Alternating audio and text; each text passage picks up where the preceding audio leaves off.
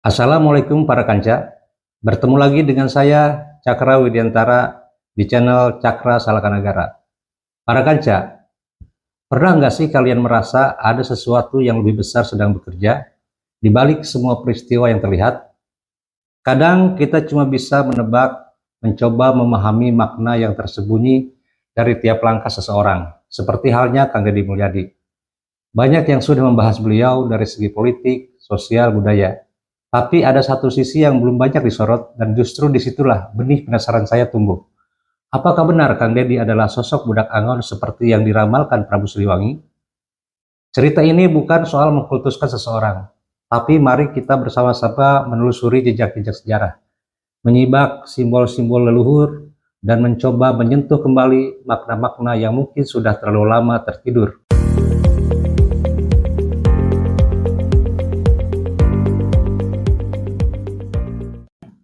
Para kanca, sebelum kita masuk lebih dalam ke sosok budak Angon, kita perlu paham tentang satu hal, Uga Wangsit Siliwangi. Apa itu sebenarnya? Secara teoritis, Uga memiliki makna yang beragam. Pada awalnya Uga diartikan sebagai tahayul menurut Mustafa tahun 2002, lalu sebagai takdir atau kodrat alam menurut Warnaen tahun 1987, kemudian sebagai ramalan, dan pada perkembangan selanjutnya dikaitkan dengan perencanaan menurut Rusnandar 2009. Namun menurut hasil penelitian terbaru dalam disertasi Kang Hussein Al-Banjari tahun 2017 menegaskan bahwa Uga dalam makna praktisnya adalah agenda pemunculan orang Sunda yang dicanangkan leluhurnya. Uga adalah diskursus kepemimpinan Sunda menuju kekuasaan. Bila Uga adalah diskursus, maka menurut teori Pokot, ibarat benda hidup, diskursus atau Uga itu bisa mempertahankan diri, bahkan melawan, dan suatu saat akan muncul menjadi kenyataan secara menakjubkan. Hal ini selaras juga dengan ucapan Prabu Siliwangi dalam pantun, bahwa kelak di waktu yang tepat, Uga akan berwujud nyata atau Uga Ngawaruga. Adapun wangsit dapat dimaknai sebagai amanat atau wasiat yang bersifat istimewa dan bernilai tinggi. Wangsit sang raja biasanya digunakan manakala menyangkut hal-hal yang prinsipil, seperti terkait kepemimpinan dan kekuasaan. Sedangkan Siliwangi, kita semua tahu itu adalah gelar kehormatan dari raja-raja Pajajaran sejak Pangeran Jayadewata atau Sri Baduga Maharaja hingga raja terakhir Pajajaran, yaitu Prabu Ragamulya Suryakancana. Terkait dengan Uga Wangsit ini, dapat dipastikan bahwa tokoh Siliwangi yang dimaksud atau yang membuat Uga adalah Prabu Ragamulya Suryakancana alias Sang Nusya Mulya alias Pucuk Umun Polosari.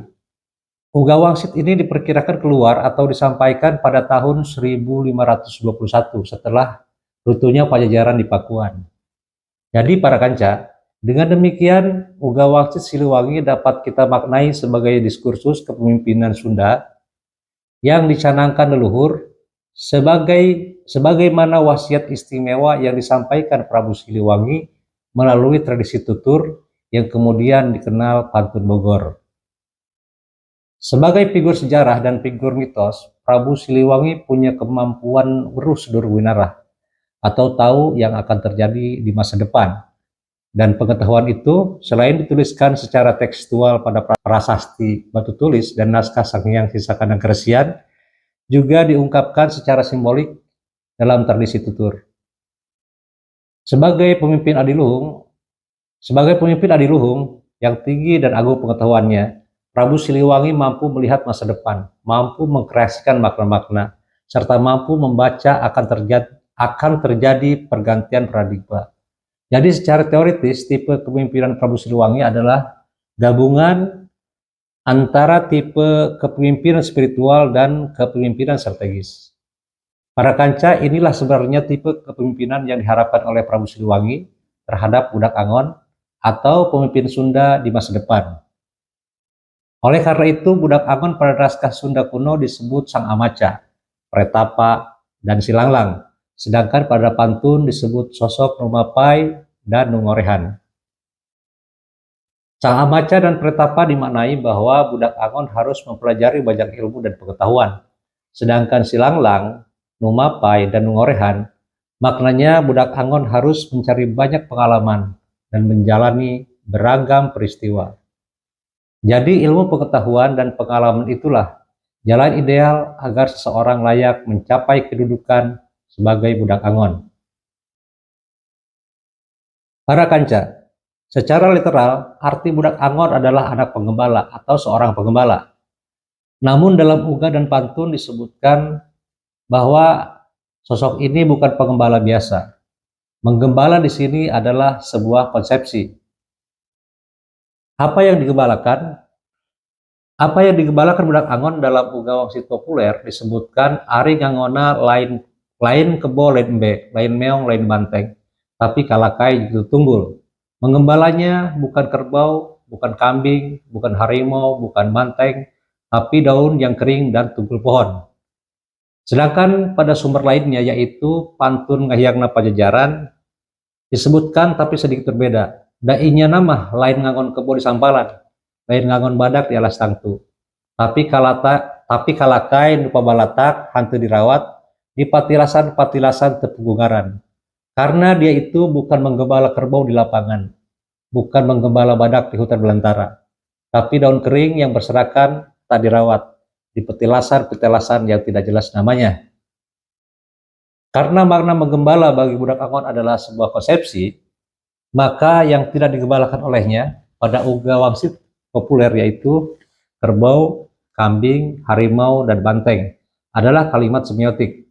Sebagai binatang jinak, kerbau dan kambing dapat diinterpretasikan sebagai aparat yang berada di bawah kekuasaan. Begitupun harimau dan banteng.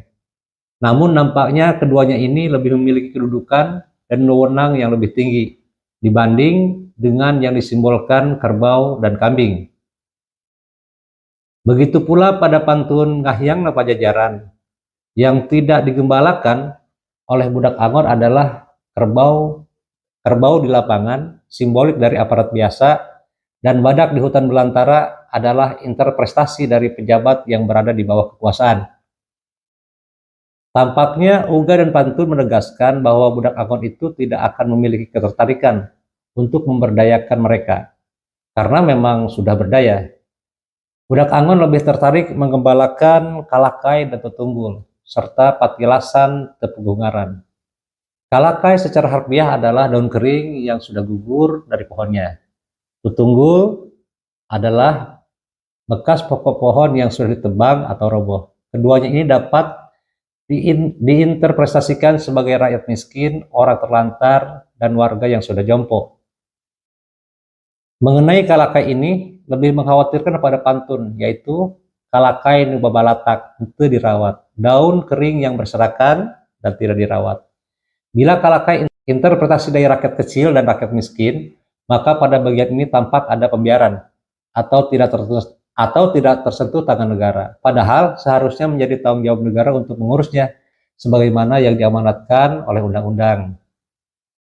Begitupun halnya patilasan tepugungaran, petilasan atau tempat yang tidak jelas namanya, adalah gambaran mayoritas penduduk yang tersebar di berbagai wilayah yang minim perhatian, seperti pemukiman kumuh, desa tertinggal, pelosok-pelosok desa, atau wilayah pinggiran. Dengan demikian, aktivitas utama budak Angon adalah menggembala orang-orang miskin yang hidupnya pas-pasan, bahkan serba kekurangan, yang mayoritas tersebar di berbagai wilayah yang minim perhatian. Para kanca, mari kita tarik napas sebentar. Jika kalian merasa konten ini bermanfaat, jangan lupa dukung channel ini dengan like, subscribe, dan share ya, supaya cerita warisan leluhur ini bisa terus hidup, menyala dalam ingatan banyak orang.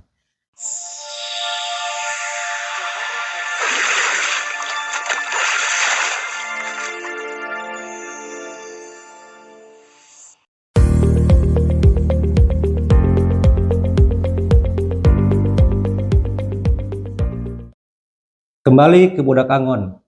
Uga wangsit dan pantun Ngahiangna Pajajaran menceritakan tentang bagaimana imah atau rumahnya budak Angon. Anu imah inyana di birit leuwih di pantauan batu satangtung, Kasieuman ku handeuleum kakalangkangan ku hanjuang, yang rumahnya di tepi cekungan sungai, berpintukan batu setinggi orang, ternaungi oleh handeuleum, terbayangi oleh hanjuang.